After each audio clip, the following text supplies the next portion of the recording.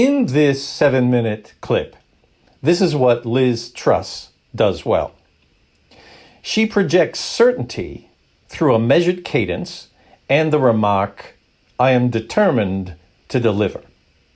And she uses vocal inflection to punctuate phrases near the end of her presentation. Here are things for Truss to improve. Number 1, to deliver her opening without misspeaking. Number 2, to speak while looking at her audience versus speaking while looking at her talking points. And number 3, omitting the cheesy phrase, aspiration nation. By the way, Truss has a slight lisp, which for some listeners will detract from her impact.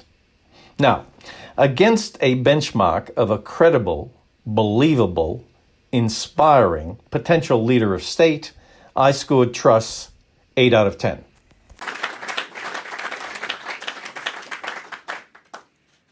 Friends, we are at a critical moment for our country. We face huge challenges in the aftermath of COVID and Putin's appalling war in Ukraine. Now is the time to be bold.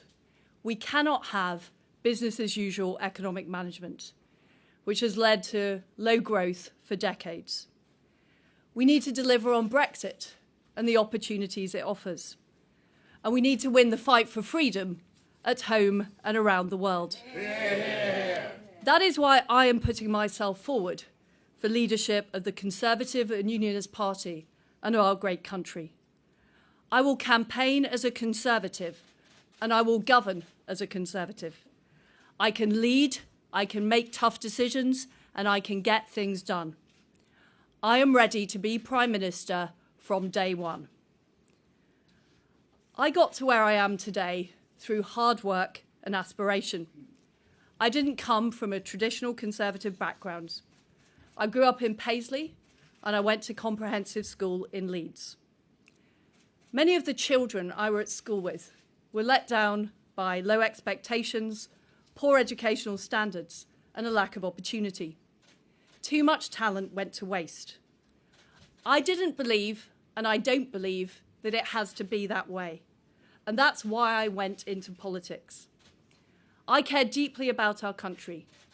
I want us to be an aspiration nation where people from all backgrounds and all parts of the United Kingdom have the opportunity to have a great education, be able to start their own businesses and realise their dreams. Everyone should have the same opportunity, regardless of their background or where they live. And that is what levelling up is, in a Conservative way. I have a plan to make Britain a high-growth economy over the next 10 years through bold supply-side reform. We will cut taxes, helping businesses invest in their future. We'll tackle the cost of energy and we'll control government spending. We will create new low-tax, low-regulation zones to attract investment in communities up and down our country, creating new hubs for innovation and enterprise. We can revitalise local areas in the same way as we regenerated the London Docklands.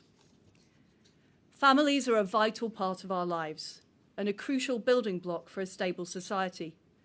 They don't just look after themselves, but they're part of communities, charities, and even businesses. We will review the taxation of families to ensure that people aren't penalised for taking time out to care for children or elderly relatives.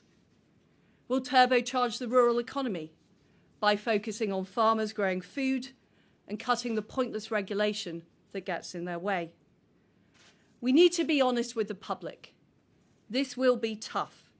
It will take time, but I am determined to deliver.